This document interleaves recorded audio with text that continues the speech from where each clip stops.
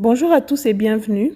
Aujourd'hui, je nous emmène dans les Écritures pour rencontrer une femme qui a vécu cette douleur, ce sentiment d'être négligée qui peut vraiment briser un cœur. Léa était mariée à Jacob, l'homme qu'elle aimait et qui devait quand même l'aimer en retour. Sauf que Léa vivait dans l'ombre. Cette femme était rejetée par l'homme qu'elle aimait, mais la bonne nouvelle est qu'elle était devenue la femme choisie par le Créateur. Je suis certaine que ce que je vais dire dans cet épisode touchera le cœur de quelqu'un qui s'est déjà senti rejeté. Alors, l'histoire commence avec une cruelle rivalité entre mensonges et larmes de trahison. D'abord, il y a Rachel, la jeune sœur de Léa, celle qui est décrite dans les Écritures comme belle de taille et de figure. Elle était très belle, Rachel, bellissima, et en plus, elle avait toute l'attention autour d'elle. Et puis, il y a Léa, qui n'est pas du tout décrite de la même manière. En tout cas, elle n'était pas la première sur la liste des choix. Et pour Jacob, Léa n'était que la sœur de celle que lui, il voulait.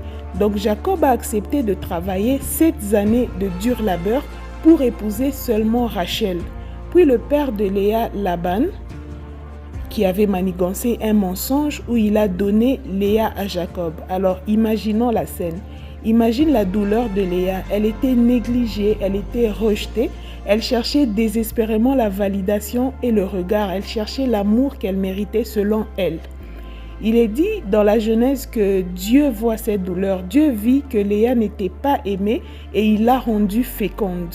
Ça, c'est une très bonne nouvelle, sauf qu'à ce moment-là, Léa n'avait pas encore compris et elle continuait à chercher l'amour de son mari Jacob. C'est démontré par les noms qu'elle donnait à ses enfants. Elle a appelé son premier enfant Ruben pour dire, je cite, « L'Éternel a vu mon humiliation, sûrement mon mari m'aimera maintenant. » Oh mais quel désespoir! Je vous confirme même qu'après cet événement, rien n'avait changé. Il ne l'aimait toujours pas. Ensuite, son deuxième enfant, toujours dans la même situation, puis son troisième qu'elle appela Lévi pour dire, « Cette fois mon mari s'attachera à moi. » Mais rien.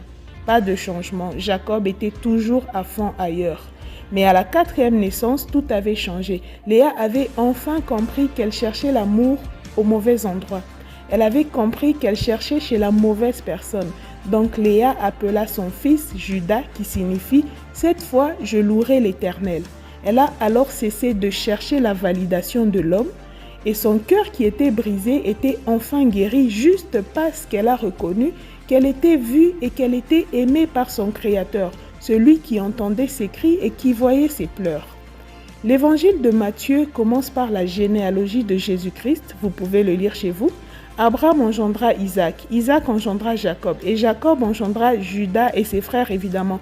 Et c'est par la lignée de Judas, fils de Léa, qu'est venu le Sauveur du monde, le Messie. Alors, de la femme que tout le monde, y compris son propre mari, avait rejetée et méprisée.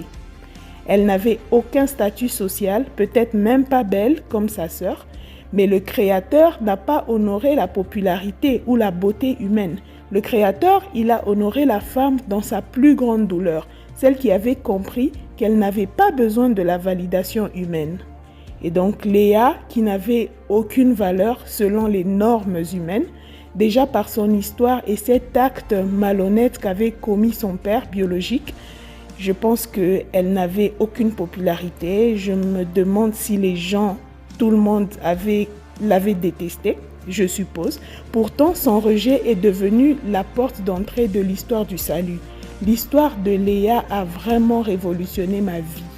Et de moi à toi qui m'écoutes aujourd'hui, est-ce que tu places ton espoir dans un amour qui te rejette? Est-ce que tu places ton espoir dans une recherche de validation? Léa nous enseigne une leçon fondamentale. Tu n'as pas besoin d'être le premier choix du monde.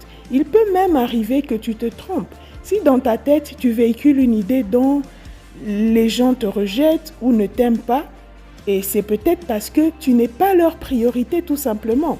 Alors regarde bien où tu as placé ton espoir, parce qu'il y a un véritable amour que tu n'as peut-être pas encore reconnu.